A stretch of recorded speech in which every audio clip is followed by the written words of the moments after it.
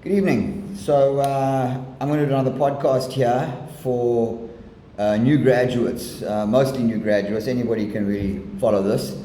It's what to say and what not to say in an interview. So I know it's a scary world going out there and trying to find a job, especially when going in for your first interview or your first few interviews, and you really don't know what you're doing, and there's actually not much out there teaching you on how to do it. So here I am. I'm going to give you some good advice, I think. I've got over 15 years of experience in sending people for interviews and getting people jobs, and mainly in the construction, mining, engineering, oil and gas, and various other industries, from new graduates right through to executive CEOs, MDs I've placed, and I've helped them find good positions. So alright, so the first thing we need to do is, when you enter a room, or you're greeted by the interviewer or anybody at the company, it might be the receptionist or even the security guy at the front gate, you greet them with an appropriate greeting. Not a hey ho bro or something like that. You need to greet them with a hello, good afternoon, something that shows that you have some kind of education in dealing with other human beings, not a schoolboy, high school attitude of, yo bro, or yo bitch, or something like that. That's not going to fly. These guys don't want to see that. They want to see someone, hello sir, good afternoon sir, good morning sir, good afternoon madam, whatever it might be. Never greet someone sitting down, or always stand up and greet someone. It's just to show respect. It's like etiquette, So someone comes into a room and someone introduces you to them, you stand up and you shake their hand. Don't sit down. It's just bad manners, okay? And manners are the grease that oil the cogs of good human relations, okay? So don't greet and look like a little scared rabbit caught in the headlights. Have some pride and be respectful. Now, let me just read to you what the definition of pride is. Okay, so have some pride in yourself for what you've achieved in your life. Pride is an adjective, all right? So it's or being proud is an adjective. I'm proud of myself. It shows what you're feeling for yourself. You're feeling deep pleasure or satisfaction as a result of one's own achievements, qualities, or possessions, or those of someone with whom one is closely associated. Okay, so you may not have achieved anything in this industry because you might be a new graduate. You might have achieved something in university which you could be proud of. But you could be proud of your qualities. You could be proud that you're a kind person. You could be proud that you help people. You could be proud that you've actually managed to get into this interview. Or you could just be proud because you know you're a good human being. So be proud. Be respectful. Now, respectful doesn't mean you are deserving respect. Respectful means that you are able to respect others. Okay, so you're full of respect for others. That's being respectful. So you greet someone with respect and with confidence. Don't look around or look away. Stand up straight. Take the guy's hand, give him a firm handshake. Or if it's a lady, don't give her a firm handshake. That's not a correct handshake for a lady. Just give her a good handshake. Okay? So that would be an appropriate greeting. Okay, you're in the business world here. We're not at varsity or in high school. So you've got to greet people appropriately for the business world. Okay. All right. So when you go for an interview, also keep in mind that you're actually a guest at this company. And these guys who are interviewing you shouldn't be in that position if they don't treat you like a guest. They should also treat you with respect. Okay? So if the interviewer knows his good manners, he'll show you into the room. He may want you to go in first. If it's a lady, she may want to walk in first. Let her do that. If she asks you to walk in the room first, you go through the door first.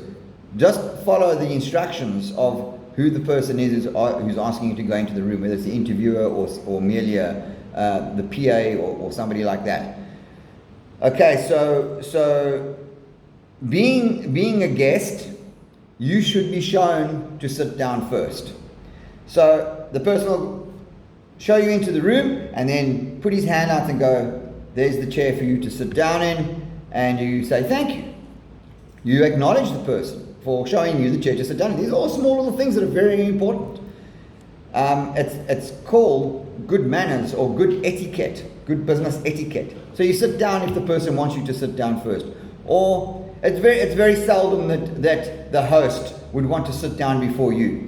Some people may come in and sit down and he just wants to get on with it, and he sits down and you sit down, and it's more of a casual interview.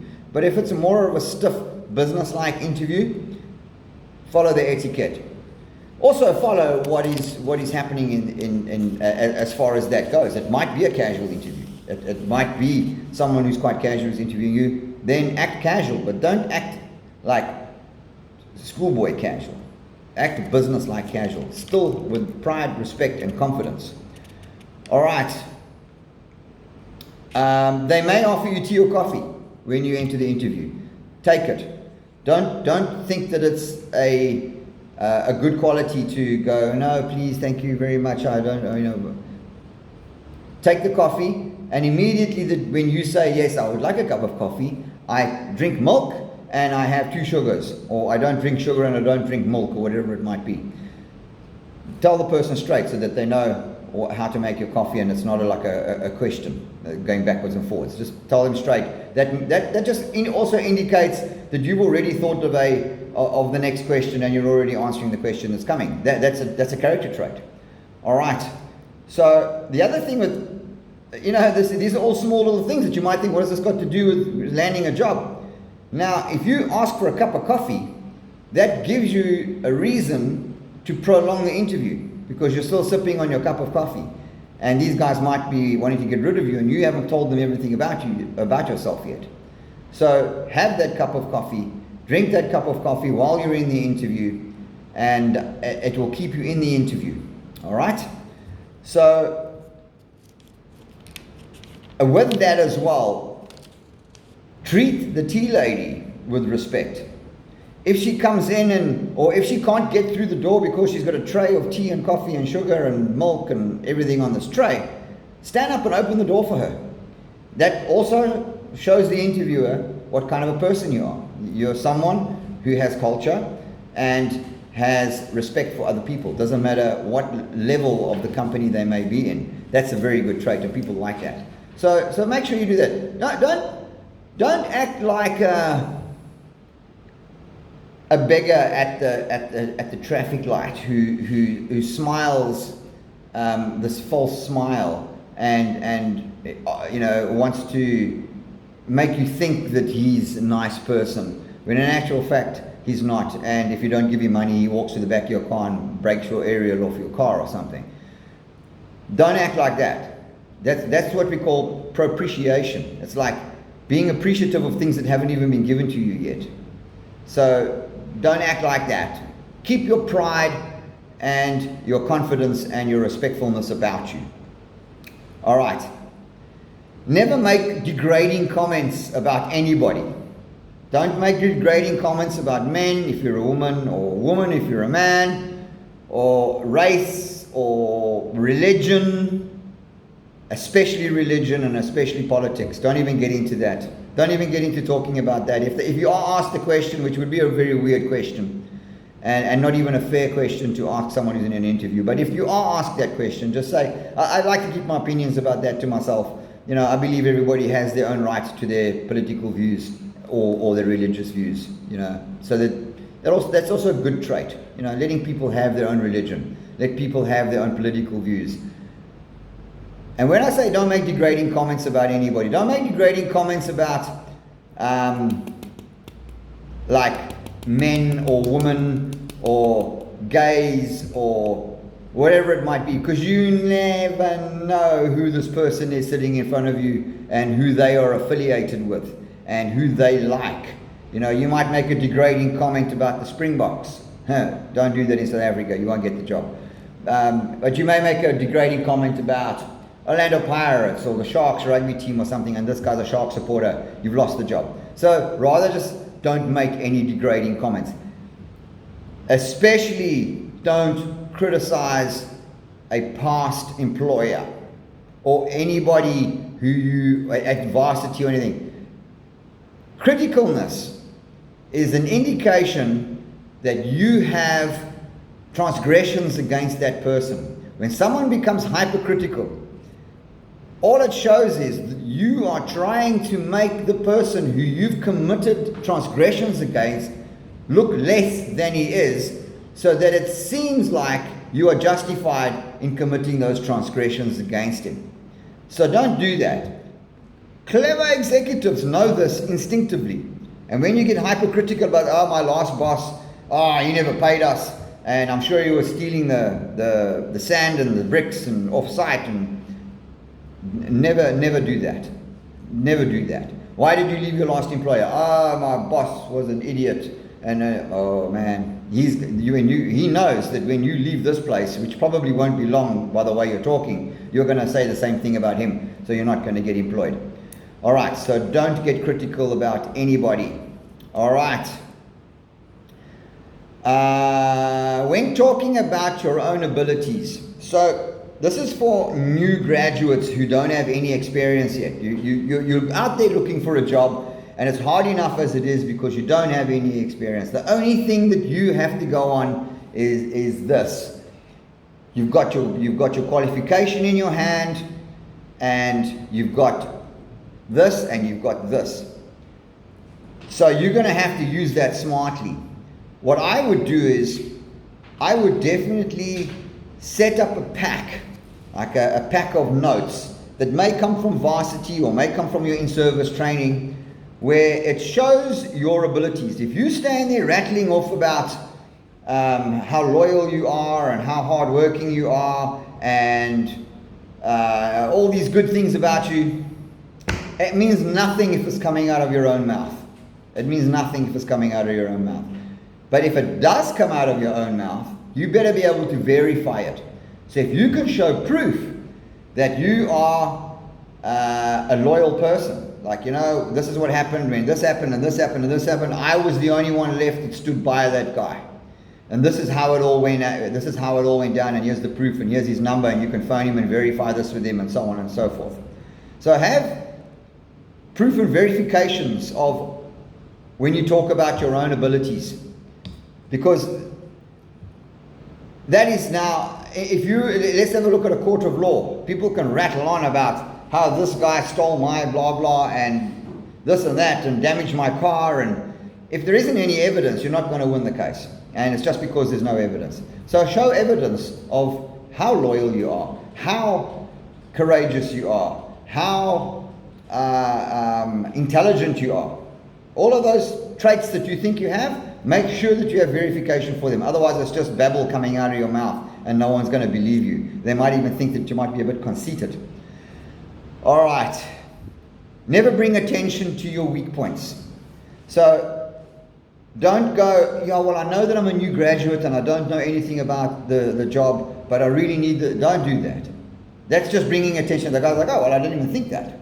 But now that you mention it, maybe I should be having a look at that. So don't bring the attention and put it on your weak points. You know, like, once we did a job, and, because I was new, I didn't know that we needed to order the concrete on time, so I didn't, and then everybody was waiting, and then eventually they realized I hadn't ordered the concrete, but it was only because I was new. Don't bring it up. Don't bring it up. If you've handled that problem where now you know you must order the concrete on time, you don't bring it up. You know how to do it next time. You're not going to make that mistake again. Don't tell them about that mistake that you made, even if it's as a funny thing, like, oh, yeah, once I did that. Don't do it. Just stay away from any negativity, unless you're asked. If you're asked, have you ever done this specifically, you can answer and give an explanation for it. Don't try and over-explain. When somebody tries to over-explain something, you say like, oh, I see that you did go to the soccer game on Sunday when you said you weren't going. And the guy starts to say, yeah, well, you know what, it was because my girlfriend wasn't going to go, and then she was going to go, and my dad came home, and we had the car. It's like, this is a long story. It sounds like you're making it up, and it sounds like you actually didn't want me to come with, and that's why. You know, it's like when someone starts to over-explain something, it's like they're trying to cover something up. And people know this instinctively, and I'm sure when you're listening to this, you can think of an instance where that's actually happened, where you're going, oh yeah, I remember that happening, and that's what I actually thought. So don't over-explain things.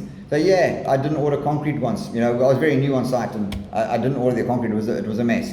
You know, I've overcome that now, though, and leave it at that. Okay.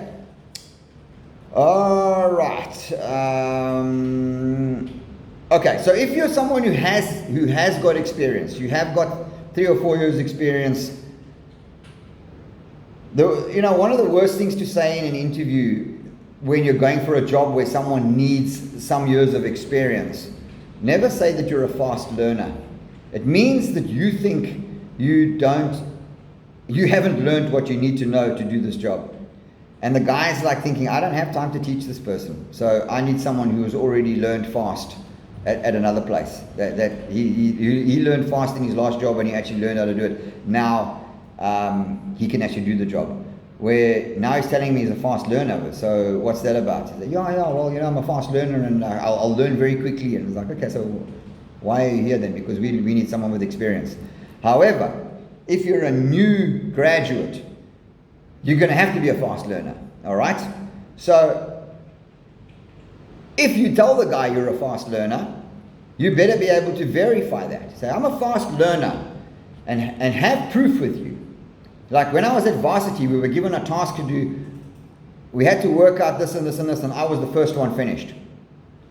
Working out this project and finishing the whole planning and project management of the thing. I was the first one. And you show proof of that. And they go, wow, okay, that's great. This guy is a fast learner. We could use this guy. Okay, so verify what you say. Don't just babble on. That's annoying. Don't just babble on. And also don't even put that in your CV. That's just like something that no one ever reads. Because if you go, I'm a fast learner, I'm loyal, I'm courageous, I'm too many I's in that, you know. I like talking about myself. All right, so leave that out. No one's interested in that. If it's like my last boss, managing director, whoever said this, inverted commas, quote, verbatim. This guy was the fastest learner we ever had in our company. He worked out how to do and he gave us these new systems that he'd worked out himself. We are immensely proud that he was part of our company. So this is what this managing director said. Here's his number. So they can call and say, okay, so this is what this guy said on his CV. Can we verify that with you? Oh yeah, absolutely. I did say exactly those words. That's how you do a character statement on your CV, not about yourself. Don't talk about yourself. That's not going to work. In actual fact, a CV should be in the second person. Should be, Joe is a fast learner, if that, or Joe worked on this project and Joe worked on that project. Don't say I. That's not really how a CV should work. Alrighty, so do not plead for the job. Don't go there saying, please, I really need this job. My kids are hungry and I got no money and they're going to take my car away from me and It's not going to get you the job. What's going to get you the job is what I said in my last video. The person who's going to take the most pressure off for this particular position and is going to help mostly to the profit margins of the project. That's the guy who's going to get the job, not the guy whose kids are the most hungry, or the payments are the most behind on his car or his house or his credit cards or whatever it might be. That guy's not going to get the job. Now, we feel sorry for you. It's not nice. No one likes that, and no one likes to hear that. But that just sounds like you're going to bring those problems into this business. If you start saying that, like, oh, my kids are hungry, my wife's leaving me, my blah, blah, blah. So, this guy's full of problems. We don't have time for this. Thank you very much for the interview. Finish your coffee, and the receptionist will see you out. I've got other things to do, and off he goes. All right, so don't plead for a job. Don't be like on your knees going, please, I really need this job, like I really need you to look at me for this job. No, don't do that. Pull your thing off, man. Pull your interview off like proud, confident, and respectful. Pull it off. Walk out there. If you don't get the job, you still have respect for yourself because you know who you are. All right.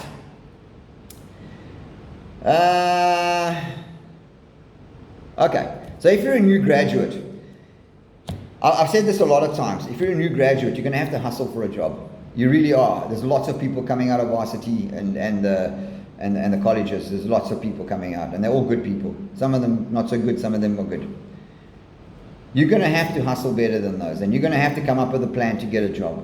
And I know this sounds like it might not be a plan for you, but I can tell you what, I know lots of people that have done this, and I've advised people to do this in the past, and I'm not sure how conventional it is, but it is actually, it does actually work, is offer your services for a week at a lowered rate.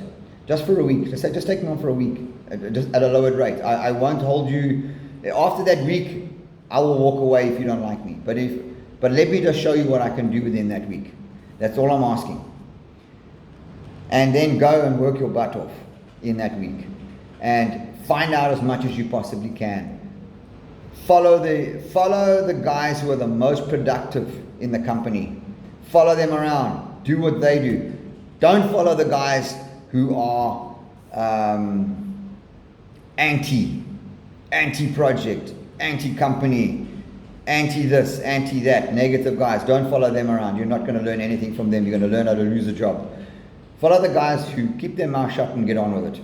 Follow them. Watch what they do. Learn from them. Ask them questions. You'll see who they are. Immediately you'll see who they are. You'll see that he's the guy that doesn't take his tea break. He's the guy, the tea break bell rings, and he's still working because he's got a job to do. And he's actually got pride in his job. And he's not there just to earn a salary at the end of the month. He's there to get the job done. And for that, he earns a salary at the end of the month. That's what the employer is looking for. So that's how you're going to present yourself. I hope you learn something from this. There's much more to this, but I've given you a basic understanding of what kind of a person you have to be able to land a job and keep a job for that matter. So I hope it helped, and I really wish you the best in your job hunting, and I'll see you again. Cool.